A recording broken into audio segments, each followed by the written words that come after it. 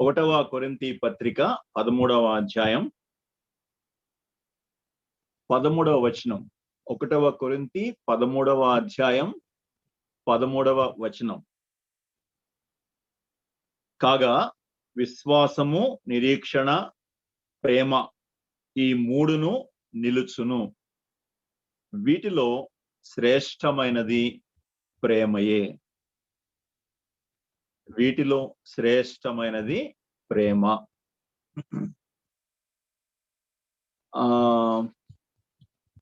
మనందరికీ కూడా ఒక కోరిక ఉంటుంది. విశ్వాసంగా మనం మన జీవితాన్ని జీవించేటప్పుడు మనకుండే ఒక కోరిక ఏంటంటే, దేవుణ్ణి మన స్నేహితులకి కానీ, మన చుట్టుపక్కల ఉండే వాళ్ళకి కానీ, మన ఇరుగు పొరుగు ఉండే వాళ్ళకి కానీ ఎలాగ చూపించాలి అనేటువంటి కోరిక మనకు ఉంటుంది. అయితే చాలా సార్లు మనం ఎలా అనుకుంటామంటే, ఏదైనా ఒక అద్భుతం, ఏదైనా ఒక మిరకల్ మనం చేసి చూపించగలిగితే ఎంత బాగుంటుంది. చాలా మంది సాక్ష్యాల్లో మనం వింటున్నప్పుడు మనకు కూడా చాలా అనిపిస్తుంది, ఒక అద్భుతమైన దేవుడు మనకు ఒక వరం ఇస్తే బాగుంటుంది. మనం ప్రార్థన చేస్తే ఒక జబ్బులు పోయినప్పుడు దేవుడిని మనం చూపించవచ్చు. ఇలాగా చాలా విషయాలు మనం ఆలోచిస్తూ ఉంటాం. దేవుణ్ణి ఒక వ్యక్తికి పరిచయం చేయడానికి ఆ వరాలు ఉంటే బాగుంటుంది అని కూడా చాలాసార్లు అనుకుంటాం.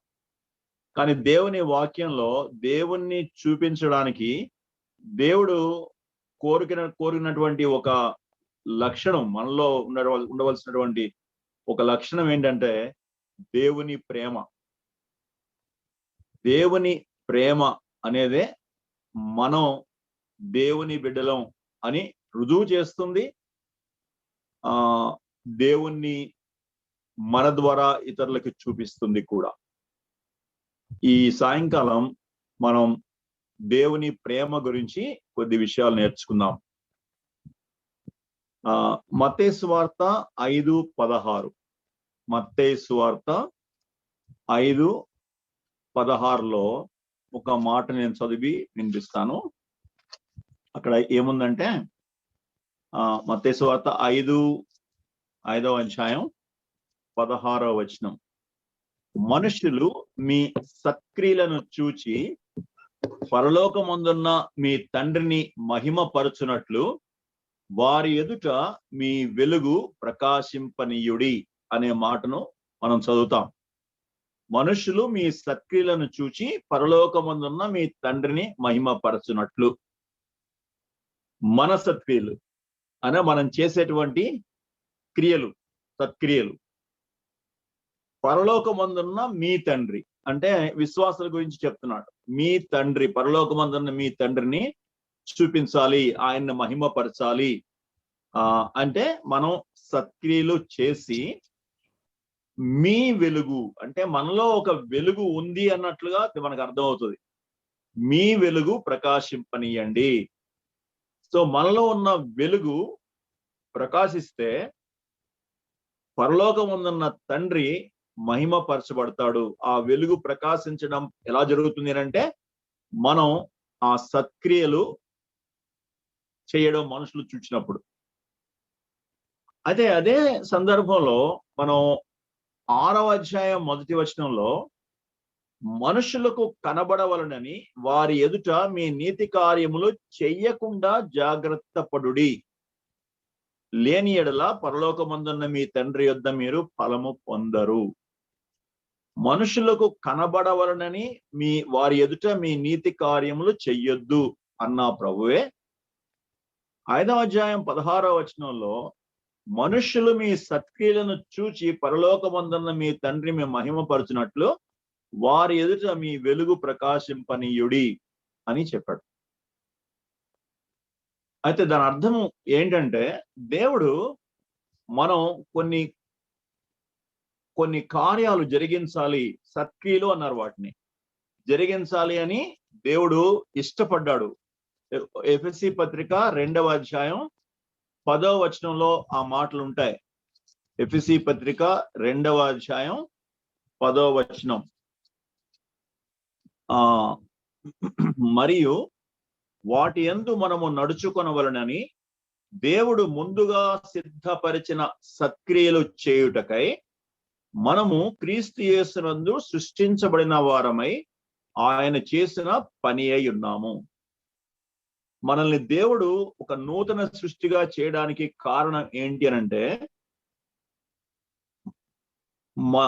మనము నడుచుకున్న వాళ్ళని దేవుడు ముందుగా సిద్ధపరిచిన సత్క్రియలు చేయటానికి. దేవుడు కొన్ని సత్క్రియలు మనం చేయాలని ఆయన కోరుకున్నాడు. వాటిని ఆయన ముందుగా సిద్ధపరిచాడు. అది ఎవ్వరూ చేయలేరు. ఒక్క రక్షించబడిన వాళ్ళు మాత్రమే చేయగలరు. వాళ్ళ ద్వారానే మాత్రమే అవుతుంది. అందుకనే దేవుడు వాటిని మనం చెయ్యాలి అని మనల్ని ఒక నూతన సృష్టిగా చేశాడు. ఆ సత్క్రియలుగానే మనం చేసినప్పుడు మనం మనలోంచి వచ్చేటువంటి వెలుగు, మనలోంచి వచ్చేటువంటి ఆ దైవ కాంతి, అది మనుషులు చూస్తారు. మనుషులు చూసి దేవుణ్ణి మహిమపరుస్తారు. వాళ్ళకి అర్థమైపోద్ది ఏంటంటే, ఇది దేవుని వలన మాత్రమే ఈ కార్యాలు జరుగుతాయి. ఇది మనుషుల యొక్క స్వశక్తి వల్ల గాని, వారి యొక్క జ్ఞానం వల్ల గాని జరిగేవి కావు అని వాళ్ళకి అర్థమవుతాయి. ఇది మనుషుల వల్ల జరిగేది కాదు అని ఎప్పుడైతే వాళ్ళకి అర్థమవుతుందో, వాళ్ళు దేవుణ్ణి మహిమపరుస్తారు. 6వ అధ్యాయం 1వ వచనంలో నీతి కార్యాలు అనేవి మనల గురించి చెప్తాయి. మన నీతి కార్యాలు మన గురించి చెప్తాయి. అయితే దేవుడు ముందుగా సిద్ధపరిచిన సత్క్రియలు దేవుణ్ణి చూపిస్తాయి మనుషులకి. ఏంటి ఆ సత్క్రియలు? ఏముంది ఆ సత్క్రియల్లో అనంటే, ఆ సత్క్రియల్లో దేవుని ప్రేమ అనేది బయట వస్తుంది. దేవుని ప్రేమతో కూడిన సత్క్రియలుగా ఉంటాయి. కాబట్టి అవి దేవుణ్ణి లోకానికి చూపిస్తాయి. దేవుడు మనల్ని కూడా రక్షించుకున్నది దాని కొరకే. కేవలం మనం మన కొరకు జీవించడం, లేకపోతే మన చర్చిల్లో, లేకపోతే మన ఇళ్లలో ఆయన్ని ఆరాధించి, లేకపోతే ఆయన్ని ప్రార్థన చేసుకుని బైబిల్ చదువుకుని ఉండడానికి కాదు. దేవుడు ఒక ప్రత్యేకమైన ఉద్దేశంతో మనల్ని ఒక నూతన సృష్టిగా చేసి ఆయన ముందుగా సిద్ధపరిచిన సత్క్రియలు మన ద్వారా చేయడానికి దేవుడు మనల్ని కోరుకున్నాడు.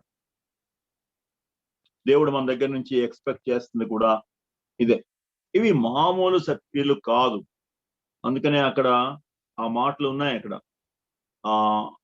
5వ అధ్యాయంలో వరుసగా మనం వస్తే అక్కడ చాలా చాలా మాటలు మనకు కనిపిస్తాయి. 38వ వచనం, కంటికి కన్ను పంటికి పన్ను అని చెప్పబడిన మాట మీరు విన్నారు కదా. నేను మీతో చెప్పున్నదేమనగా, దుష్టుని ఎదిరింపక నిన్ను కుడి చెంప మీద కొట్టువాని వైపునకు ఎడమ చెంప కూడా తిప్పము. ఎవడైనా వ్యాజ్యం వేసి నీ అంగీ తీసుకొని గోరని ఎడల వానికి నీ పై వస్త్రము కూడా ఇచ్చివేయము.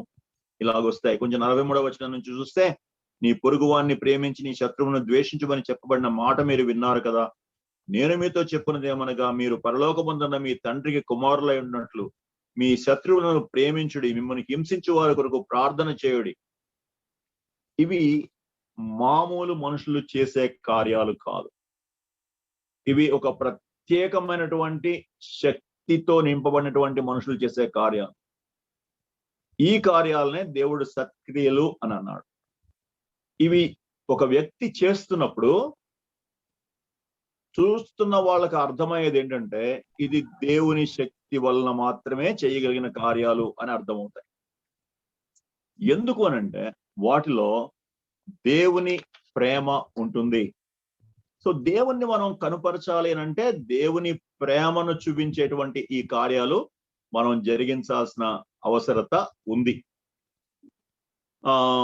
అయితే ఈ దేవుని ప్రేమ అనేది అసలు అది ఏంటది? ఇది మనలోంచి వస్తుందా, లేకపోతే మనం ఎక్కడి నుంచైనా తెచ్చుకోవాలా? మనం దీన్ని, ఈ ప్రేమను కలిగినటువంటి కార్యాలు చేయడం ఎలా?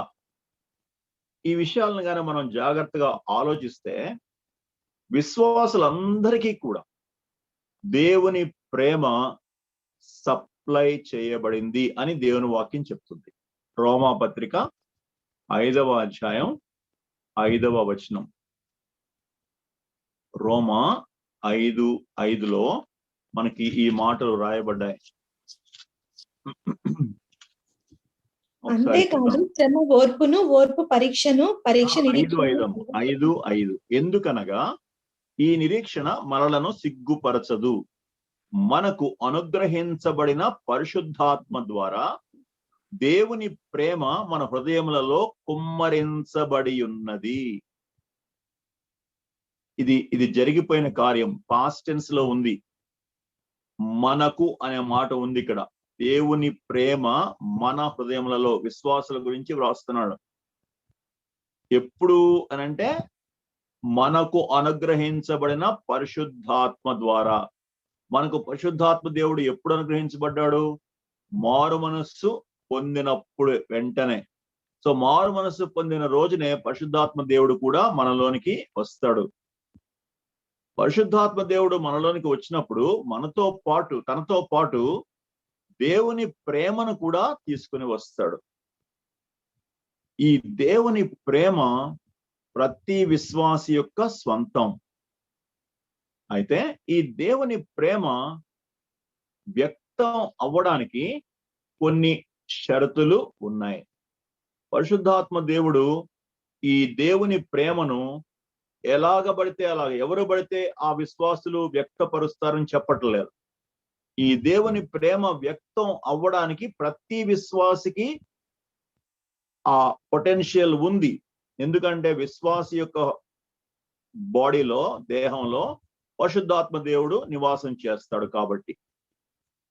అయితే మరి ఈ దేవుని ప్రేమ గురించినటువంటి కొన్ని విషయాలు మనం నేర్చుకుందాం.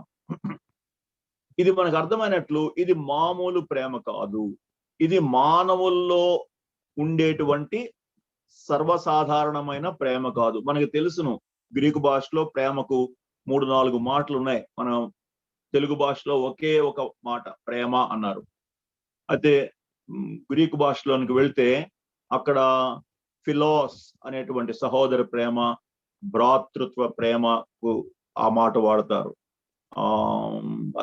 తల్లిదండ్రుల ప్రేమకు, లేకపోతే స్టార్జే లేకపోతే స్టార్జ్ అనే ప్రేమ అంటారు. అది ఆ ప్రేమ సాంఘిక పరమైనటువంటి ప్రేమ. ఒకళ్ళు వ్యక్తులు ఎవరైనా సంఘ సేవ చేసేటప్పుడు వాళ్ళు చూపించేటువంటి ప్రేమ. మరి ఒక మాట ఈరాస్ అనే మాట, లైంగికమైన ప్రేమ. అది లైంగిక రిలేషన్షిప్స్ లో వాళ్ళు చూపించేటువంటి ప్రేమను ఈరాస్ అని అంటారు. అయితే అగాపే అనేటువంటి మాట దైవ ప్రేమకు మాత్రమే వాడారు. మనిషి తక్కిన 3 ప్రేమల్ని వ్యక్తం చేయగలడు. లైంగిక ప్రేమను గాని, భ్రాతృత్వ లేకపోతే పితృ సంబంధమైన ప్రేమను గాని, లేకపోతే సాంఘిక పరమైన ప్రేమను గాని వ్యక్తం చేయగలడు. కానీ ఈ అగాపే అనే ప్రేమ మనలో పుట్టదు. మనం ఎంత ప్రయత్నించినా మ్యానుఫ్యాక్చర్ చేయలేము. దీన్ని మనలోంచి ఉత్పత్తి చెయ్యలేము. అయితే రక్షించబడినప్పుడు, ఆత్మదేవుడు మనలోనికి వచ్చినప్పుడు, ఆత్మదేవుడు మాత్రమే ఇచ్చేటువంటి ఒక ప్రేమ.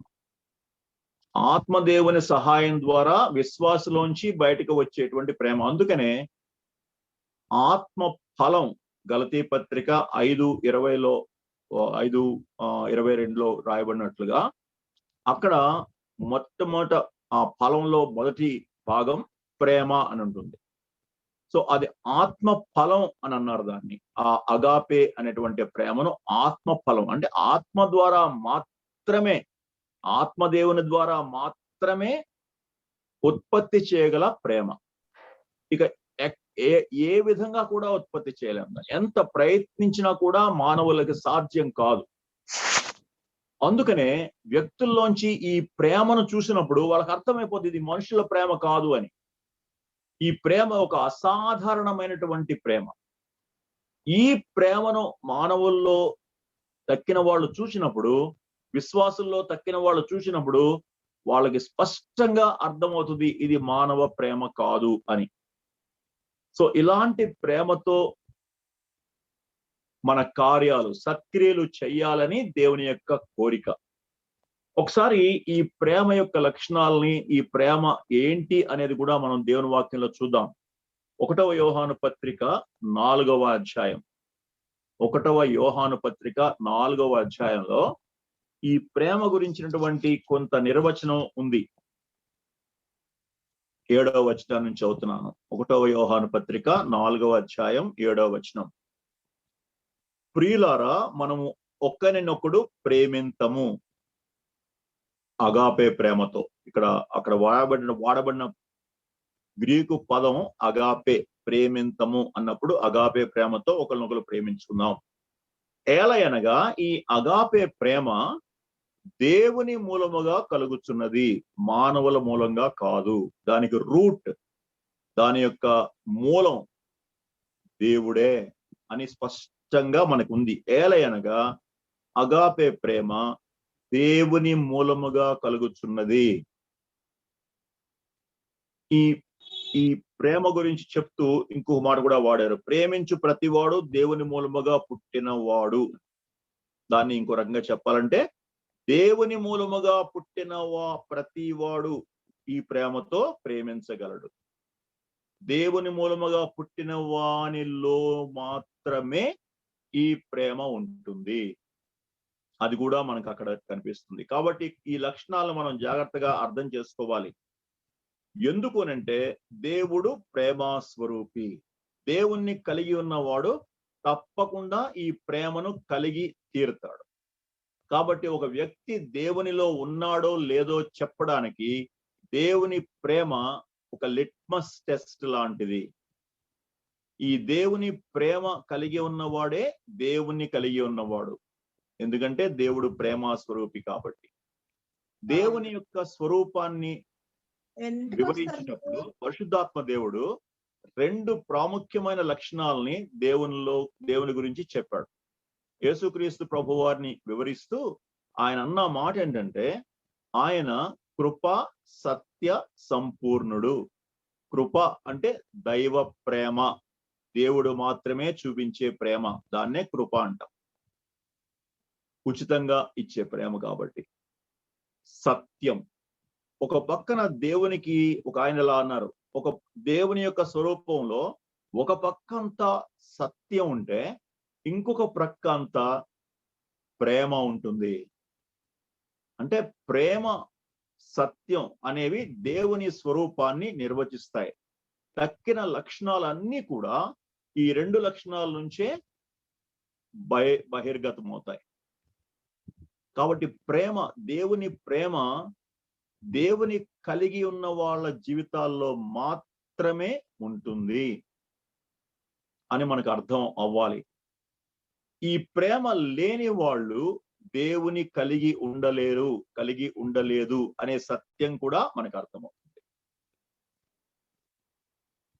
ఒక వ్యక్తి యేసుక్రీస్తు ప్రభు వారిని రక్షకుడిగా అంగీకరించాడా లేదా అని ఎలా చెప్తాము అనంటే, ఈ ప్రేమ వ్యక్తం అవ్వకపోతే మనం అతని యొక్క రక్షణను డౌట్ చేయొచ్చు. ఇది ఒక మనం లిట్మస్ టెస్ట్ అంటాం కదా, ఏదైనా ఈ క్షారాన్ని ఆమ్లాన్ని నిర్ధారణ చేసేటప్పుడు లిట్మస్ పేపర్ ని అలా ముంచితే పింక్ కలర్ వస్తుంది, అయితే ఆమ్లంలో ముంచితే బ్లూ కలర్ వస్తుంది. అంటే అది టెస్టింగ్ అన్నమాట, టెస్ట్ చేయడానికి వాడతారు. కాబట్టి ఇదొక్కటే గుర్తు.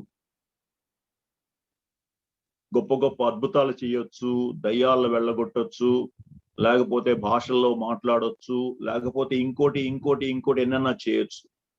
అవేవి కూడా దేవుని ప్రేమను గురించి చెప్పవు. అయితే దేవుని ప్రేమ అనేది అతి ప్రాముఖ్యమైనటువంటి లక్షణం. ఎందుకు అంత ప్రాముఖ్యమైన అన్నామంటే మరి ఒక మాట కూడా చూద్దాం. మార్కు సువార్త 12వ అధ్యాయం. మార్కు సువార్త 12వ అధ్యాయంలో ఈ దేవుని ప్రేమ గురించి మరి ఒక మాట ఉంది. మార్కు సువార్త 12వ అధ్యాయం. ఒక శాస్త్రి వచ్చి ప్రభువుని ఒక ప్రశ్న అడిగాడు. 28వ వచనం నుంచి చూస్తే, ఆజ్ఞలన్నిటిలో ప్రధానమైనది ఏదని ఆయనను అడిగాను. అందుకు యేసు ప్రధానమైనది ఏదనగా, ఓ ఇశ్రాయేలు వినుము, మన దేవుడైన ప్రభువు అద్వితీయ ప్రభువు. నీవు నీ పూర్ణ హృదయముతోనూ, నీ పూర్ణ ఆత్మతోనూ, నీ పూర్ణ వివేకముతోనూ, నీ పూర్ణ బలముతోనూ నీ దేవుడైన ప్రభువును ప్రేమింపవలెను అనున్నది ప్రధానమైన ఆజ్ఞ. రెండవది, నీవు నిన్ను వలె నీ పొరుగువానిని ప్రేమింపవలెను అనున్నది రెండవ ఆజ్ఞ. వీటికంటే ముఖ్యమైన ఆజ్ఞ మరేదియూ లేదని అతనితో చెప్పాను. వీటికంటే ముఖ్యమైన ఆజ్ఞ మరేదియూ లేదు. 2 ఆజ్ఞలు. ఈ 2 ఆజ్ఞలు ఏం చెప్తాయంటే, మొదటి ఆజ్ఞ అంటే నీ దేవుణ్ణి ప్రేమించాలి అనేటువంటి మొదటి ఆజ్ఞ 10 ఆజ్ఞల్లో మొదటి 4 ఆజ్ఞల్ని కలిపి చెప్తుంది. 10 ఆజ్ఞల్లో చివరి 6 ఆజ్ఞలు రెండవ ఆజ్ఞ, నిన్ను వలె నీ పొరుగువానిని ప్రేమించాలి అనే మాట చెప్తుంది.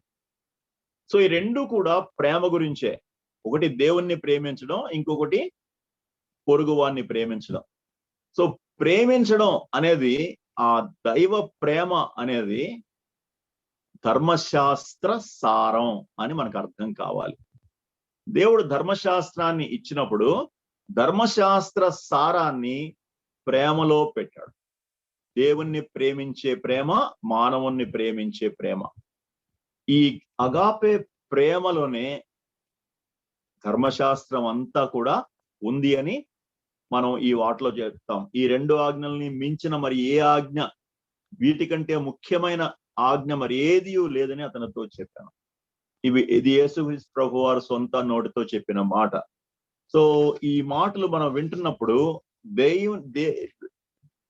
ఈ దేవుని ప్రేమ అనేది మానవ జీవితానికి ఎంత ప్రాముఖ్యమైందో మనకి అర్థమవుతుంది.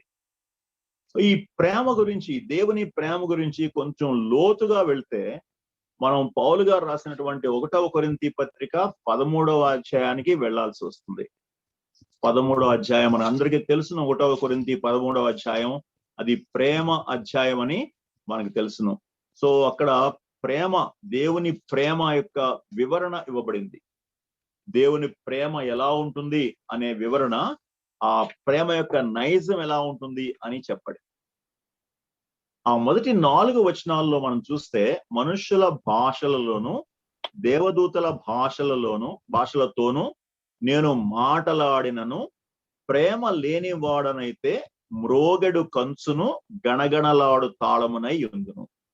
ప్రవచించు కృపావరము కలిగి మర్మములన్నీయు జ్ఞానమంతయు ఎరిగిన వాడనైనను, కొండలను పెకలింపగల పరిపూర్ణ విశ్వాసము గలవాడనైనను ప్రేమ లేనివాడనైతే నేను వ్యర్థుడను. బీదల కొరకు నా ఆస్తి అంతయు ఇచ్చినను, కాల్చబడుటకు నా శరీరము అప్పగించినను ప్రేమ లేనివాడనైతే నాకు ప్రయోజనమేమీ లేదు. ఈ మొదటి 3 వచనాల్లో ఎంత ప్రాముఖ్యమైందో దేవుని ప్రేమ అనేది పౌలు ఇక్కడ రాశాడు. మొదటి చూస్తే, మనుషుల భాషలతోనూ దేవదూతల భాషలతోనూ నేను మాట్లాడినను. ఇది ఏం చెప్తుంది? మనుషుల భాషలు కొన్ని వందల భాషలు ఉన్నాయి. దేవదూతల భాష కూడా ఉంది. పౌలు గారు 3వ ఆకాశానికి ఎత్తబడినప్పుడు ఎన్నో విషయాలు ఆయన చూశారు. ఆయన మాటలు ఎన్నో దేవదూతలు ఆయనకి ఎన్నో విషయాలు చెప్పుకున్నారు. అవి మాట్లాడకూడదు అన్నాడు ఆయన. అవి ఇతరులతో మాట్లాడే విషయాలు కాదు అన్నారు. దేవదూతల భాషతో మనం మాట్లాడలేం, అవి మనకు అర్థం కాదు కూడా. అయితే దేవుడే దానికి సంబంధించినటువంటి ఆ అర్థాన్ని వాళ్ళకి అర్థం చేసుకునే కృప ఇచ్చి పౌలుతో మాట్లాడినట్లుగా మనకు అర్థమవుతుంది. దేవదూతల భాషలు అన్నప్పుడు, ఒకవేళ ఒక వ్యక్తికి దేవదూతల భాష కూడా అర్థమయ్యి ఈ లోకంలో ఉండేటువంటి అనేకమైనటువంటి భాషల్లో మాట్లాడే ప్రావీణ్యం అతనికి ఉన్నప్పటికీ ప్రేమ లేని వాడైతే దేవదూతల భాష అర్థం చేసుకోవడం అనేదే ఒక గొప్ప వరం. అనేకమైన భాషల్లో మాట్లాడడమే గొప్ప వరం. ఒకవేళ ఆ ఈ భాషలతో మాట్లాడే వరం ఉన్న వాళ్ళు కూడా, అయితే అలాంటి వాళ్ళకు కూడా దేవుని ప్రేమ లేకపోతే దేవుడు చెప్పిన మాట ఏంటంటే, కంచును గణగణలాడు తాళమునై ఉండును. ఒక కంచు ఇలాగ గంట కొడితే ఎలా ఉంటుందో అది వాళ్ళ భాషల యొక్క విలువ, వాళ్ళ ప్రావీణ్యం యొక్క విలువ, వాళ్ళ యొక్క వరమ యొక్క విలువ ఒక గంట శబ్దం లాంటిది, ఒక తాళం శబ్దం లాంటిది. కంచును గణగణలాడు తాళంనై, సింబల్స్ అంటారు ఈ దేవాలయాల్లో వాయించే సింబల్స్, అలాంటిది అనండి. అంటే విలువ లేనిది. అతనికి ఎన్ని భాషలు వచ్చినా, ఎంత ప్రావీణ్యం ఉన్నా, ఎన్ని వరాలు ఉన్నా, ప్రేమ లేకపోతే విలువ లేదు. కాబట్టి వరము ఫలము, ప్రేమ ఆత్మ ఫలం, భాషలు వాటిలో ప్రావీణ్యం రావడం, దేవదూతల భాషల్లో మాట్లాడడం, అది ఒక వరం. సో వరము ఉన్నా కూడా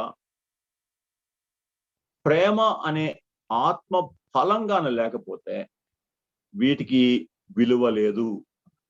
రెండవది, ప్రవచించు కృపావరము కలిగి మర్మములన్నీయు జ్ఞానమంతయు ఎరిగిన వాడనైనను కొండలను పెకలింపగల పరిపూర్ణ విశ్వాసము. అదే ముందు చూద్దాం. మర్మములన్నీయు జ్ఞానమంతయు ఎరిగిన వాడు. ప్రవచించు కృపావరం, ప్రవచించే కృపావరం, దేవుని యొక్క సందేశాన్ని మానవులకు తీసుకుని వచ్చేటువంటి వరం ప్రవచన వరం. మరి మర్మాలు చెప్పడం, దేవుని వాక్యంలో ఉండేటువంటి అనేకమైన మర్మాలు, వాటిని వివరించడం. ఒకవేళ ఒక వ్యక్తికి ఇవన్నీ ఉన్నప్పటికీ, అద్భుతంగా మాట్లాడే శక్తి ఉన్నప్పటికీ, మనుషుల్ని తన యొక్క ప్రావీణ్యంతో, తన యొక్క మర్మాలు ఎరిగినటువంటి ఆ జ్ఞానంతో కట్టిపడేయగలిగినటువంటి శక్తి ఉన్నప్పటికీ, ప్రవచించేటువంటి కృపావరం కలిగినప్పటికీ ప్రేమ లేనివాడైతే అతనికి దేవుడిచ్చేటువంటి విలువ ఏంటంటే వేస్ట్, వ్యర్థుడు అన్నాడు. అతడు చేసే పరిచర్యకు ఆయన ఇచ్చే పేరేంటంటే వ్యర్థుడు. ఆ పరిచర్యకు దేవుడిచ్చే మార్కులు ఎంతంటే 0. దేవుని ప్రేమతో చెయ్యలేనటువంటి బోధ, దేవుని ప్రేమ లేకుండా ఒకవేళ 100,000 మందికి ఆ బోధించగలిగినటువంటి శక్తి ఉన్నప్పటికీ, ఆ పరిచర్యకు దేవుడిచ్చే విలువ 0. ఎంత భయంకరమైనటువంటి మాట చూడండి. సో దేవుడు ఆ ఫలానికి ఇచ్చేటువంటి విలువెంతో, వరానికి ఇచ్చే విలువెంతో మనకి అర్థమవుతుంది. తర్వాత పరిపూర్ణ విశ్వాసం, కొండలను పెకలింపగల పరిపూర్ణ విశ్వాసము కలవాడనైనను. మరికొంతమందికి విశ్వాసం అనేటువంటి గొప్ప వరాన్ని దేవుడు ఇస్తాడు. ఆ ముందు 12వ అధ్యాయంలో మనం చూస్తే వరాల గురించి ఉంది. ఆ వరాల గురించి ఆయన ఎన్నో విషయాలు చెప్పాడు, ఆ వరాలన్నీ వివరించాడు. ఇప్పుడు 13వ అధ్యాయంలో ఆ వరాల యొక్క విలువెంత, ప్రేమ లేకపోతే వాటి విలువెంత, ప్రేమతో ఉంటే వాటి విలువెంత అర్థం చెప్తున్నాడు. ఆ వరాల కంటే కూడా విలువైనటువంటిది ప్రేమ గురించి మాట్లాడు. దైవ ప్రేమ, దేవుని ప్రేమ యొక్క ప్రాముఖ్యత ఎంత గొప్పదంటే, కొండలను పెకలించగలిగినటువంటి విశ్వాసం. ఒక వ్యక్తి ఉన్నాడు, ఆయన యొక్క విశ్వాసం ఎంత గొప్పదంటే, ఆయన యొక్క విశ్వాస వరం ఎంత గొప్పదంటే, ఆయన కొండలను కూడా పెకలించగలడు. ఆయన యొక్క విశ్వాసం ద్వారా అసలు అసాధ్యమైన వాటిని సాధ్యం చేయగలడు. కానీ అలాంటి వ్యక్తి కూడా దేవుని ప్రేమ లేకపోతే అతనికి పేరేంటంటే వ్యర్థుడు. వ్యర్థుడు. దేవునికి అతని పరిచర్య యొక్క విలువ ఎంతంటే 0. గొప్ప గొప్ప అద్భుత కార్యాలు, సూచక్రియలు చేయగలిగిన వాడు, అతని మాట చెప్తే దయ్యాలు పారిపోతాయి, అతను ప్రార్థన చేస్తే వ్యక్తులు స్వస్థపడతారు, కొండల్లాంటి ఆ పరిస్థితులను కూడా మార్చగలడు. కానీ అతని యొక్క వ్యక్తిగత జీవితంలో దైవ ప్రేమ లేకుండా ఆ కార్యం చేస్తే దేవుడు ఆ వ్యక్తి యొక్క పరిచర్యకి ఇచ్చేటువంటి విలువ ఎంతంటే 0.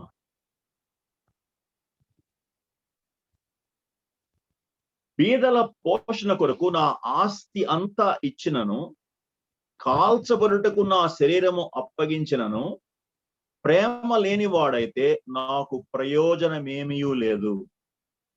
ఇంకా భయంకరమైన, బీదల కొరకు ఆస్తి అంతా ఇచ్చేసిన, గివింగ్ అనేటువంటి ఒక వరం గురించి 12వ అధ్యాయంలో మాట్లాడారు. గివింగ్, ఇచ్చేవాళ్ళు. కొంతమందికి దేవుడు ఆ కృపావరం ఇస్తాడు, ఇచ్చేటువంటి వరం అది. ఈ వరం ఎంత ఎక్కువ ఉందంటే ఈ వ్యక్తికి తన ఆస్తి అంతా ఇచ్చేశాడు. మరి కాల్చబడ్డానికి శరీరం కూడా ఇచ్చేశాడు. హతసాక్షి అయిపోయాడేమో ఒకవేళ. కొంతమంది అలాగ పేరు ప్రఖ్యాతుల కొరకు కూడా హతసాక్షులుగా, లేకపోతే చచ్చిపోవడానికి కూడా ఇష్టపడతారు. అయితే ఒకవేళ అతని జీవితంలో అంత హతసాక్షిగా ఉండడానికి ఇష్టపడి కూడా, తన జీవితాన్ని ఇచ్చివేయడానికి ఇష్టపడి కూడా దైవ ప్రేమగానే లేకపోతే, ఒక హైపోథెటికల్ సిచ్యువేషన్, ఊహాజనితమైన సిచ్యువేషన్, ఒకవేళ ఒక వ్యక్తికి అంత త్యాగం ఉన్నా కూడా,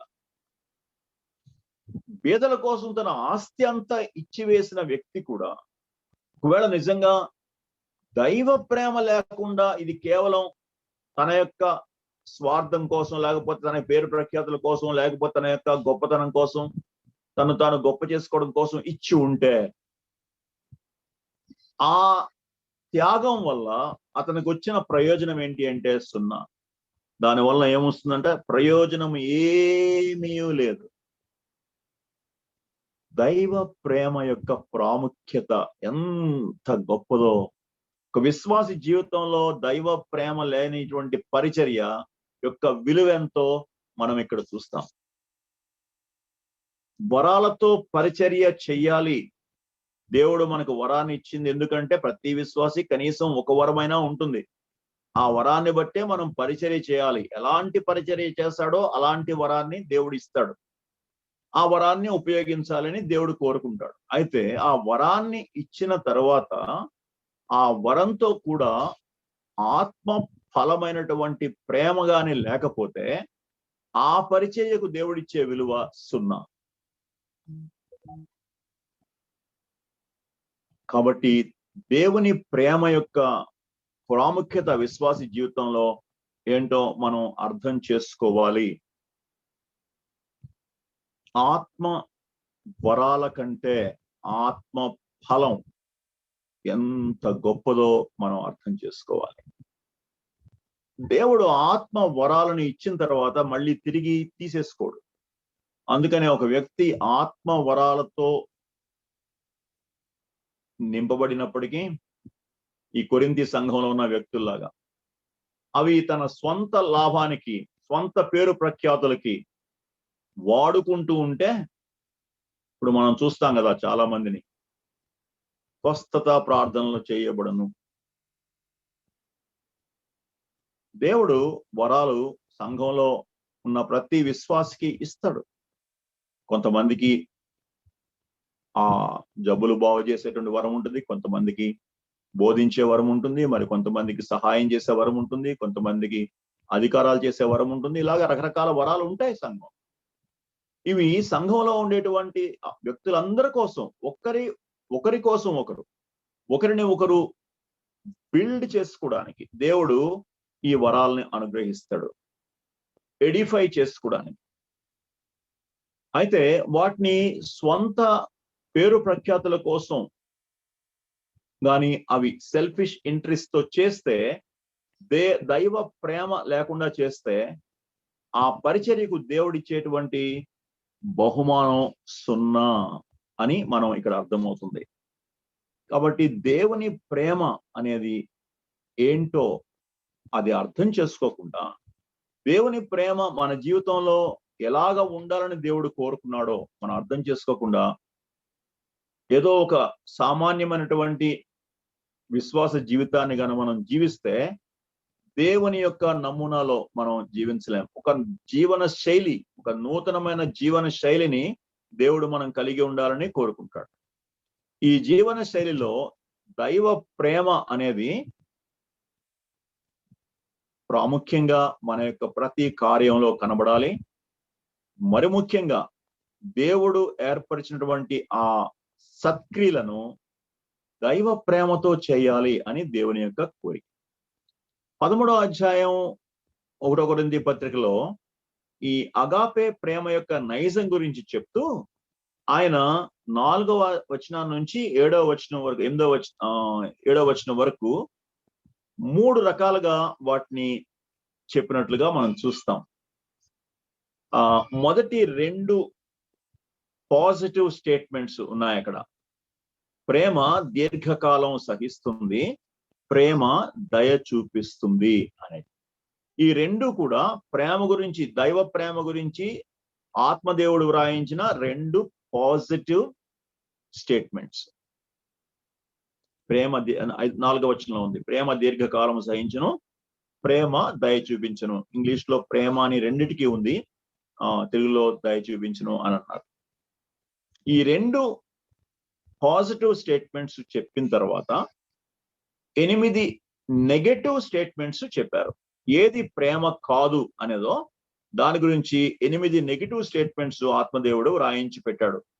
ఈ 8 స్టేట్మెంట్స్ కూడా సెల్ఫిష్ యాటిట్యూడ్స్. అవి ఈ దైవ ప్రేమలో ఈ సెల్ఫిష్ యాటిట్యూడ్స్, స్వార్థపరమైన అభిప్రాయాలు ఉండవు. సో దాన్ని వివరించడానికి నెగటివ్ గా చెప్పడం జరిగింది. ప్రేమ మత్సరపడదు, ప్రేమ డంబముగా ప్రవర్తింపదు, అది ఉప్పొంగదు, అమర్యాదగా నడవదు, స్వప్రయోజనమును విచారించుకొనదు, త్వరగా కోప్పడదు, అపకారమును మనసులో ఉంచుకొనదు, దుర్నీతి విషయంలో సంతోషపడక సత్యమందు సంతోషించును. ఈ 8 లక్షణాలని ఏది ప్రేమ కాదో మనం అక్కడ చూస్తాం. తర్వాత ఒక 3 విషయాలు చెప్పారు. అన్ని అనే మాట చూడండి. అన్నిటినీ తాడుకొనును, అన్నిటినీ నమ్మును, అన్నిటినీ నిరీక్షించును, అన్నిటినీ ఓర్చును. ఈ అన్నిటినీ అన్న మాట దేవుని ప్రేమ ఏ విధంగా మారిపోయే పరిస్థితుల పట్ల భిన్నంగా స్పందిస్తుందో తెలియచేస్తుంది. మనం అనేకమైన మార్పు చెందేటువంటి పరిస్థితులను జీవితంలో ఎదుర్కొన్నప్పుడు అప్పుడు కూడా దైవ ప్రేమ ఎలాగా స్థిరంగా ఉంటుందో, అది మారిపోకుండా ఎలా ఉంటుందో అనే విషయాన్ని మనం ఈ అన్నిటినీ అనే మాటలో ఈ 4 విషయాల్లో మనం చూస్తాం. కొంచెం లోతుగా వెళ్ళి వీటి గురించి ఆలోచిద్దాం. మొత్తం చెప్పడానికి మనకు సమయం ఉండదు, కానీ కొంచెం ఈ విషయాలను చూద్దాం. లాంగ్ సఫరింగ్ లేకపోతే దీర్ఘ శాంతం. ప్రేమ దీర్ఘకాలము సహించును. దీర్ఘకాలం సహిస్తుంది అంటే అర్థం ఏంటంటే ప్రేమ సహనం చూపిస్తుంది, వెంటనే రియాక్ట్ అయిపోదు. ఒక వ్యక్తి నీకు వ్యతిరేకంగా హాని చేసినప్పుడు, లేకపోతే నిన్ను తృణీకరించినప్పుడు, లేకపోతే నీకు హాని తలపెట్టినప్పుడు వెంటనే రియాక్ట్ అవ్వదు ప్రేమ. ప్రేమ, దైవ ప్రేమ అంత తొందరగా రియాక్ట్ అంటే దానికి మనం న్యాచురల్ గా మనం ఏం చేస్తామంటే మనకి వ్యతిరేకంగా ఎవరన్నా ఏదన్నా అంటే వెంటనే రియాక్ట్ అవుతాం. కానీ ఇక్కడ లాంగ్ సఫరింగ్ అన్నారు దాన్ని ఇంగ్లీష్ లో. అది సఫర్ అవుతుంది, ఆ సఫరింగ్ తీసుకుంటుంది, చాలా కాలం దీర్ఘకాలం సహిస్తుంది. దీర్ఘకాలం సహిస్తుంది. మనం పాత నిబంధనలో దేవుని గురించి ఆ మాట చూస్తాం. ఆయన కోపించుటకు నిదానించువాడు అనే మాట చూస్తాం. 1 పేతురు 3:20లో దేవుని లక్షణం, ఈ దీర్ఘశాంతం అనే దేవుని లక్షణం గురించి ఈ మాటలు రాయబడ్డాయి. 1 పేతురు 3:20. దేవుని దీర్ఘశాంతము ఇంకా కనిపెట్టుచుండినప్పుడు పూర్వము నోవహు దినములలో ఓడ సిద్ధపరచబడుచుండగా అవిధేయులైన వారి యొద్దకు, అనగా చెరలో ఉన్న ఆత్మల యొద్దకు ఆయన ఆత్మరూపుగానే వెళ్ళి వారికి ప్రకటించెను. ఆ ఓడలో కొందరు, అనగా 8 మంది నీటి ద్వారా రక్షణ పొందిరి. పేతురు ఈ మాటలు చెప్తున్నాడు. దేవుడు ప్రతి మనిషికి సమయం ఇస్తాడు ఆ వ్యక్తి మారు మనసు పొందడానికి అనే విషయాల్ని మనం చూస్తాం. ఆయన మార్పు చెందని వాడు. ఆయన ఎంతకాలం సహించాడు అనంటే, నోవా ఓడ ఎంతకాలం కట్టాడు? 120 సంవత్సరాలు కట్టాడు. ఈ 120 సంవత్సరాలు ఓడ కడుతూనే వారి దగ్గరికి వెళ్ళి రక్షణ సువార్త ప్రకటించాడు. వారిని రాబోయేటువంటి ఉగ్రత నుంచి తప్పించుకోమని, ఓడలోకి రమ్మని బ్రతిమలాడాడు. అయితే ఈ 8 మంది తప్పిస్తే ఎవ్వరూ స్పందించలేదు. దేవుడు ఈ 120 సంవత్సరాలు ఎంతగానో సహించాడు, వారికి సమయం ఇచ్చాడు. దేవుడే ఆత్మరూపిగా వెళ్ళి వాళ్ళతో మాట్లాడాడు, కానీ వాళ్ళు స్పందించలేదు. సో దేవుని యొక్క దీర్ఘశాంతాన్ని మనం అక్కడ చూస్తాం. సామెతల గ్రంథంలో ఈ దీర్ఘశాంతం గురించి కొన్ని మాటలు ఉన్నాయి. దీర్ఘశాంతంలో కనికరం ఉంటుంది, కృప చూపించడం ఉంటుంది, క్షమాపణ కూడా ఇమిడి ఉంటుంది. ఒకసారి సామెతలు 14:29, సామెతలు 14:29 చూస్తే అక్కడ దీర్ఘశాంతాన్ని గురించినటువంటి కొన్ని విషయాలు ఉన్నాయి. 29వ వచనం, దీర్ఘశాంతము కలవాడు మహా వివేకి, ముంగోపి మూఢత్వమును బహుమానముగా పొందును. దీర్ఘశాంతము గలవాడు మహావివేకి ఎలాగయ్యాడు? దీర్ఘశాంతం కలిగిన వాడు వెంటనే రియాక్ట్ అవ్వడు, వెంటనే కోపం తెచ్చుకోడు. పరిస్థితులు, ఎందుకు అవతల వ్యక్తికి అంత కోపం వచ్చింది నా మీద, ఎందుకు అవతల వ్యక్తి నన్ను హాని చేయడానికి ప్రయత్నం చేశాడు, ఒకవేళ నేనేమైనా తప్పు చేశానేమో, ఒకవేళ నా మాటలు అవతల వ్యక్తిని ఏమైనా బాధించినయేమో ఆలోచిస్తాడు. అది వివేకం అంటే. దీర్ఘశాంతము కలవాడు మహా వివేకి. ఎంతో జ్ఞానం ఉంది దాంట్లో. ఏ పరిస్థితుల్లో అతనికి నా మీద కోపం వచ్చిందో, ఒకవేళ అతనితోనే మాట్లాడితే మంచిదేమో, లేకపోతే కూర్చుని ఆలోచిస్తాను, ఎందుకు ఆ వ్యక్తి అలా రియాక్ట్ అయ్యాడు, ఏమవుతుంది అప్పుడు? ఒకవేళ ఏమీ ఆలోచించకుండా అతను అన్న మాటలు, ఎవరో చెప్పారు నాకు, అలానా వాళ్ళు నీ గురించి ఇలా అన్నారు అని అంటే, కొన్నిసార్లు బాయిల్ అయిపోతాం మనం. ఇంత మాట అంటాడా నా గురించి తెలిసి కూడా ఇలా అంటాడా అని కొన్నిసార్లు మన యొక్క కోపాన్ని వ్యక్తం చేస్తాం. అయితే దీర్ఘశాంతం కలిగిన వాడు మహావివేకిగా ఎంచబడతాడు. ఎందుకంటే ఆలోచిస్తాడు. 15:8 చూడండి. 15:8లో 15:8 15:8 కాదు అంటాను. ఒకవేళ 16:32 పరాక్రమశాలి కంటే దీర్ఘశాంతము కలవాడు శ్రేష్ఠుడు, పట్టణము పట్టుకుని వాని కంటే తన మనస్సును స్వాధీనపరచుకున్నవాడు శ్రేష్ఠుడు. దీర్ఘశాంతంలో మనస్సును కంట్రోల్ చేసుకునే శక్తి ఉంటుంది. మనస్సును కంట్రోల్ చేసుకోవడం చాలా కష్టం. అందుకనే ఇక్కడ ఏమన్నాడంటే, పట్టణము పట్టుకుని వాని కంటే, అంటే తన యొక్క భౌతికమైనటువంటి బలంతో ఒక పట్టణాన్ని జయించడం కంటే తన మనస్సును జయించడం చాలా కష్టం. అయితే దీర్ఘశాంతం కలవాడు తన మనస్సుని కంట్రోల్ చేసుకుంటాడు, తన యొక్క ఎమోషన్స్ ని కంట్రోల్ చేసుకుంటాడు. 19:11 చూడండి. 19:11 అక్కడ కూడా దీర్ఘశాంతం గురించి, ఒకని సుబుద్ధి వానికి దీర్ఘశాంతమునిచ్చును. తప్పులు క్షమించుట అట్టి వానికి ఘనతనిచ్చును. దీర్ఘశాంతంలో క్షమాపణ కూడా ఉంటుంది, తప్పులు క్షమించడం ఉంటుంది. అందుకనే ఆ దీర్ఘశాంతం కలిగి ఉండగలడు.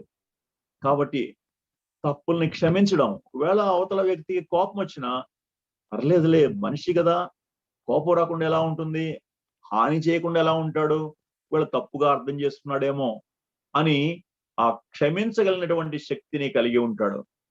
ఎంత అద్భుతమైనటువంటి దీర్ఘశాంతం. ప్రేమను గురించి వర్ణించేటప్పుడు 2 పాజిటివ్ విషయాల్లో ఒకటి దీర్ఘశాంతం. రెండవ మాట దయ చూపించడం, కైండ్నెస్. దయ చూపించడం అంటే ఒక వ్యక్తి మీద దాడి చేయకుండా ఆగిపోవడం.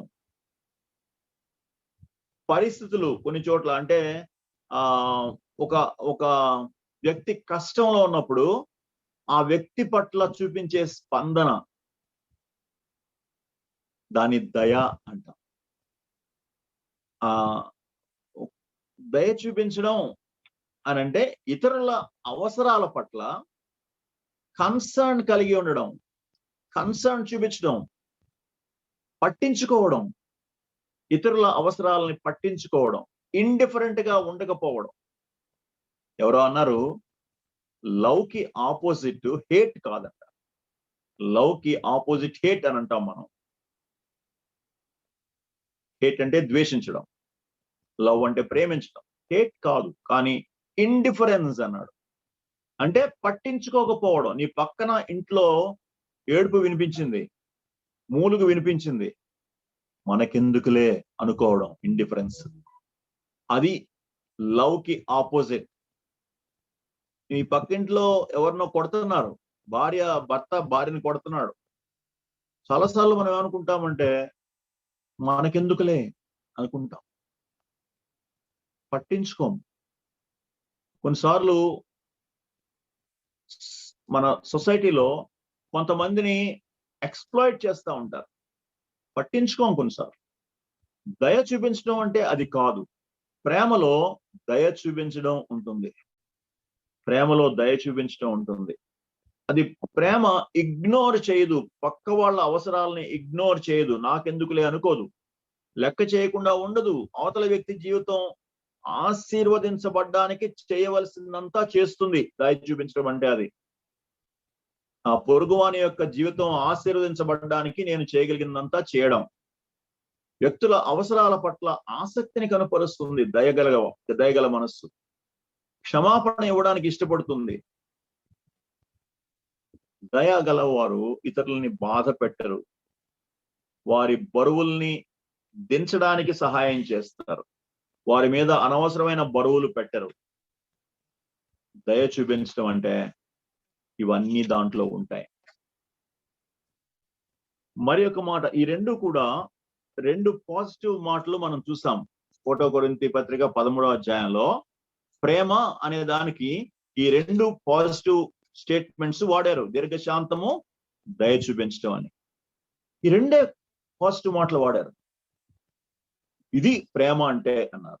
మన జీవితంలో ఈ 2 విషయాల్లో మనం ఎలా స్పందిస్తాము? దీర్ఘశాంతం ఉంటుందా మనకి? మన పిల్లలు మనల్ని దీర్ఘశాంతం కలవాడు అని చెప్పగలరా? మన భార్య, మన భర్త మనల్ని దీర్ఘశాంతం కలిగిన వాడు అని చెప్పగలరా? మన సంఘంలో మన గురించి ఇతను దీర్ఘశాంతం కలిగిన వాడు అని చెప్తారా? మనం ఉద్యోగం చేసే దగ్గర మన గురించి దీర్ఘశాంతుడు, దీర్ఘశాంతురాలు అని చెప్తారా? అమ్మో, ఆమెను ఒక్క మాట అనలేమండి బాబు, ఆమెతో ఆయనతో పెట్టుకోవడం అంత బుద్ధి తక్కువ ఇంకోటి లేదు అని చెప్తారా? నీ పొరుగు వాళ్ళతో మనం ఎలాగ ప్రవర్తిస్తూ ఉంటాం? మన ఇంటి పక్కల వాళ్ళు మన గురించి ఇచ్చేటువంటి సాక్ష్యం ఏంటి? మన గురించి మనమే చెప్పుకుంటాం, బో నాకు చాలా కోపం అంటే. దేవుని వాక్యం చెప్పట్లేదు. దీర్ఘశాంతం ఉంటుంది దైవ ప్రేమ ఉన్న వాళ్ళకి. దైవ ప్రేమ ఉన్న వాళ్ళ గురించినటువంటి 2 పాజిటివ్ స్టేట్మెంట్స్ ఏంటంటే, దైవ ప్రేమ దీర్ఘశాంతం చూపిస్తుంది, రెండవది దయ చూపిస్తుంది. పక్కవాడు అవసరతలో ఉంటే పట్టించుకోకుండా వెళ్ళిపోదు. మంచి సమరయుని యొక్క ఆ ఉపమానంలో లేవీయుడు యాజకుడు చేసిన పాపం ఏంటి? పట్టించుకోకుండా నడిచి వెళ్ళిపోయారు. ఒకరిని దొంగలు కొట్టిన వాడు కొన ఊపిరితో ఉంటే అతని వైపు చూసి పట్టించుకోలేదు. అదే వాళ్ళు చేసిన పాపం. మంచి సమరయుడు పట్టించుకున్నాడు, దయ చూపించాడు. ప్రేమ పట్టించుకుంటుంది, ప్రేమ దయ చూపిస్తుంది, ప్రేమ అవసరతలో ఉన్న వాళ్ళ పట్ల దయ చూపిస్తుంది, ప్రేమ ఇతరుల అవసరాలను గుర్తిస్తుంది, ప్రేమ ఇతరుల భారాలని దించుతుంది. నీ జీవితంలో, నా జీవితంలో ఇవి ఎంతవరకు సత్యం? ఇతరుల భారాలు దించడానికి ఎప్పుడైనా ప్రయత్నం చేశామా? భారాలు మోపామా? పక్కన అవసరతలో ఉన్న వాడిని గమనించి కూడా పట్టించుకోకుండా వెళ్ళిపోయామా? ఒక స్మైల్ ఇవ్వగలిగామా? బాధలో, దుఃఖంలో ఉన్న వాళ్ళ దగ్గరికి వెళ్ళి అయ్యో పాపం అని చెప్పగలిగామా? పక్కన కూర్చుని దుఃఖంలో ఉన్న వాళ్ళకి మనం ఏమీ మాట్లాడకపోయినా కొంతసేపు అలా కూర్చోగలిగామా?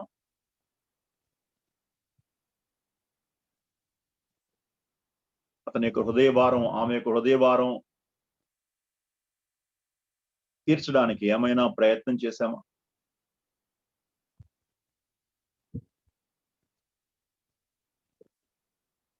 ఇక మనం నెగిటివ్ సెంటెన్సెస్ దాదాపు 8 వాడారు అక్కడ. ప్రేమ ఏది కాదు అని చెప్పడానికి 8. ప్రేమ మత్సరపడదు.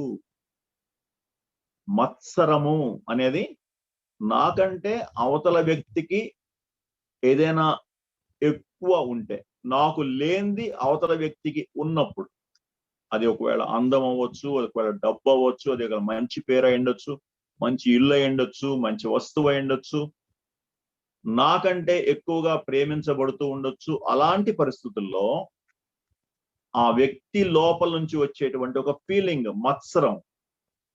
ఒరిజినల్ రూట్ వర్డ్ చూస్తే టు బాయిల్ అప్ అని అన్నారు, అంటే ఉడికిపోవడం. తెలుగులో కూడా అంటారు, అరే ఉడుక్కోబాకునని. మత్సరము ఎముకలకు కుళ్ళు అని ఉంది సామెతల్లో. మత్సరం కుళ్ళు, మనం కూడా ఆ తెలుగులో వాడతాము.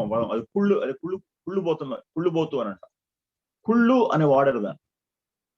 మత్సరం ఆ లోపల నుంచి వచ్చేటువంటి ఒక విధమైనటువంటి నెగిటివ్ ఫీలింగ్. అవతల వానికి నాకు లేనిది అవతల వానికి ఉంటే ఒక విధమైనటువంటి నెగిటివ్ ఫీలింగ్.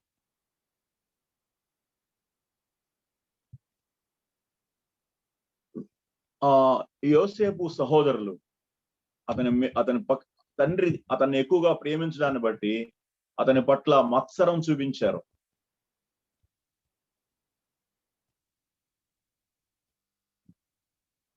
నాకంటే నా చెల్లిని, నా తమ్ముడిని ఎక్కువగా ప్రేమించినప్పుడు తల్లిదండ్రులు, నా ఫీలింగ్ అలాగే ఉంటుంది. మత్సరం అనేది. లేకపోతే నా ఇద్దరం పరీక్షలు రాసాము, ఒకళ్ళు ఫెయిల్ అయ్యారు, ఒకళ్ళు పాస్ అయ్యారు. ఒకరికి సీట్ వచ్చింది, ఒకరికి సీట్ రాలేదు. మత్సరం వస్తుంది. దైవ ప్రేమలో మత్సరం ఉండదు.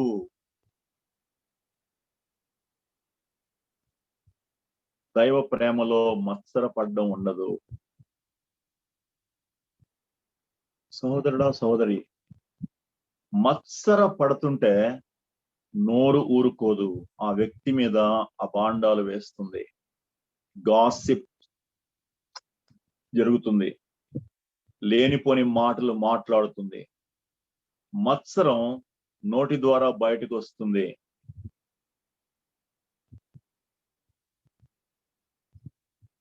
మత్సరంతో ఉన్న వాళ్ళ యొక్క కనుదృష్టిని దైవ గ్రంథం ఏం చెప్తుందంటే ఈవిల్ ఐ అని అంటుంది. ఈవిల్ ఐ, అవతల వాడికి ఉంది నాకు లేదు, అలాగా లోపల నుంచి ఉడికిపోయేటువంటి ఆ స్వభావం కలిగిన వాళ్ళ యొక్క కళ్ళు ఈవిల్ ఐ అన్నారు. రెండవది, ప్రేమ డంబముగా ప్రవర్తించదు. ఎదుటివారి ఎదుట గొప్ప చేసుకోవడం, అటెన్షన్ సీకింగ్ అని అంట.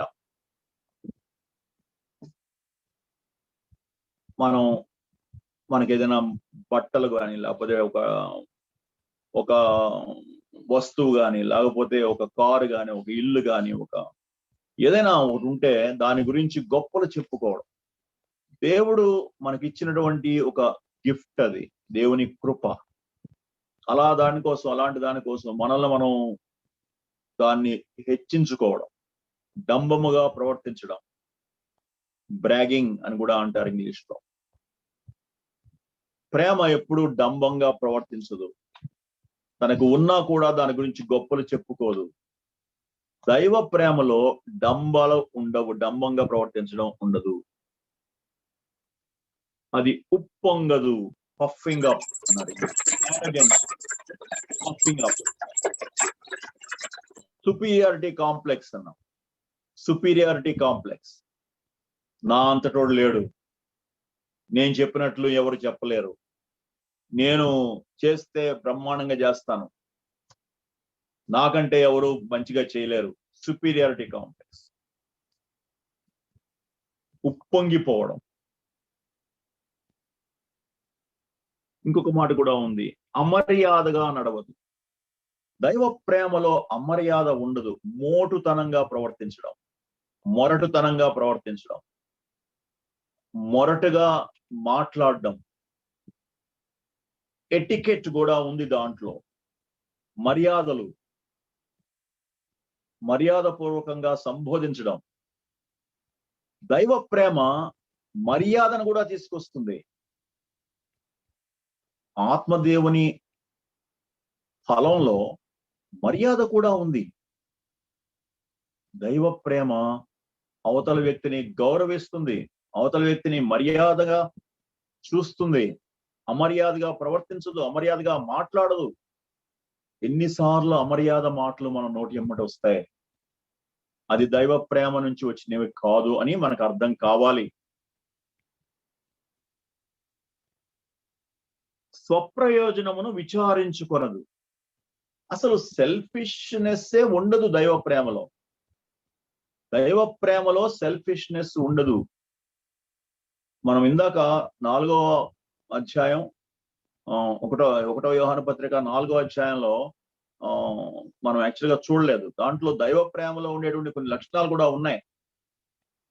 మొట్టమొదటిగా అది దేవుని దగ్గర నుంచి వస్తుంది, దేవుని మూలముగా కలుగుతుంది ప్రేమ. రెండవది విశ్వాసుల్లోనే ఉంటుంది. మరి ఒకటి ఏంటంటే దాంట్లో అక్కడ మనము ప్రేమించితిమని కాదు, ఆయనే మనల్ని ప్రేమించాడు. దైవ ప్రేమ ఎప్పుడు కూడా కండిషనల్ గా ప్రేమించదు. నువ్వు నన్ను ప్రేమిస్తేనే నేను ప్రేమిస్తాను అందు. అన్కండిషనల్ గా ఉంటుంది.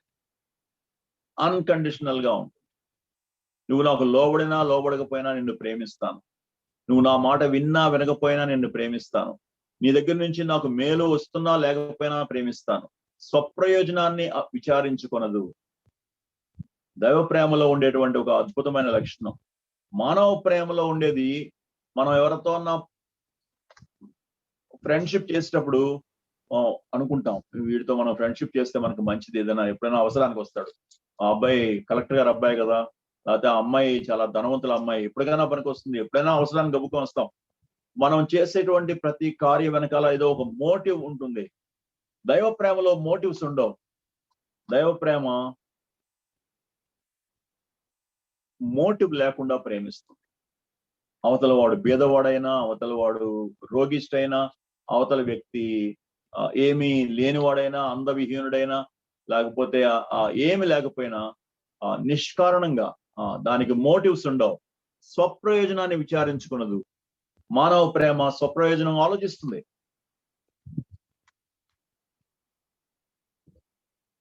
ఒకసారి మనల్ని మన హృదయాన్ని చూసుకుందాం. మనం ఎలాగా ఆలోచించాం? మన ప్రేమలో మోటివ్స్ ఉన్నాయా? మనం ఒకళ్ళ ఇంటికి వెళ్ళినప్పుడు, ఒకళ్ళని దర్శించడానికి వెళ్ళినప్పుడు ఏ మోటివ్ తో వెళ్ళాం? ఫలానా అప్పుడు తను వచ్చాడు కదా కాబట్టి నేను ఇప్పుడు వెళ్ళాలి. ఫలానా అతను నాకు సహాయం చేశాడు కాబట్టి నేను ఇప్పుడు సహాయం చేయాలి. అదేనా మోటివ్? లేకపోతే అవతల వ్యక్తి దగ్గర నుంచి ఏమీ రాదు అని తెలిసి కూడా సహాయం చేయడానికి వెళ్తున్నామా? దర్శించడానికి వెళ్తున్నాము? మన తాహతు ఉన్న వాళ్ళతోనే ప్రేమగా మాట్లాడతామా? ప్రేమ చూపిస్తామా? మన ప్రేమ స్వప్రయోజనాన్ని విచారించుకోకుండా ఉంటుందా? దైవ ప్రేమలో అలా ఉండదు. త్వరగా కోపపడదు. ఇందాక మనం చూసాం. అపకారమును మనస్సులో ఉంచుకొనదు. చాలా సార్లు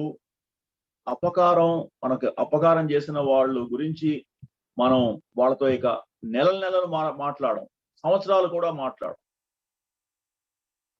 అది దైవ ప్రేమ కాదు. దైవ ప్రేమ క్షమిస్తుంది. క్షమాపణ అంటే మర్చిపోవడం కాదు, కానీ ఇద్దరి మధ్యలో ఉండే రిలేషన్షిప్ కి ఆ వ్యక్తి చేసిన హాని అడ్డం రాకూడదు. ఒకసారి క్షమించిన తర్వాత సంపూర్తిగా ఆ వ్యక్తిని క్షమించి ఇంతకు ముందున్నటువంటి రిలేషన్షిప్ లోనికి తీసుకుని రావడం. కొన్నిసార్లు జ్ఞాపకం ఉండొచ్చు. ఆ జ్ఞాపకం ఉన్నంత మాత్రం చేత సహవాసానికి భంగం రాకుండా చూసుకోవాలి. క్షమించేశాను దేవుని యొక్క సన్నిధిలో. అపకారాన్ని మాటికి జ్ఞాపకం చేసుకున్నప్పుడు అది తీరనేటువంటి ఆ విభేదాన్ని కలుగజేస్తుంది. దైవ ప్రేమ అపరాధాన్ని జ్ఞాపకం ఉంచుకోదు. తప్పుల పట్టిని రాసుకోదు అన్నాడు ఒక ఆయన. దుర్నీతి విషయంలో సంతోషింపక సత్యమునందు సంతోషించదు. సత్యాన్నే సంతోషిస్తుంది. ఎందుకంటే దైవ ప్రేమకు సత్యానికి అవినాభావ సంబంధం. దైవ ప్రేమ సత్యం రెండు కలిసి వెళ్తాయి.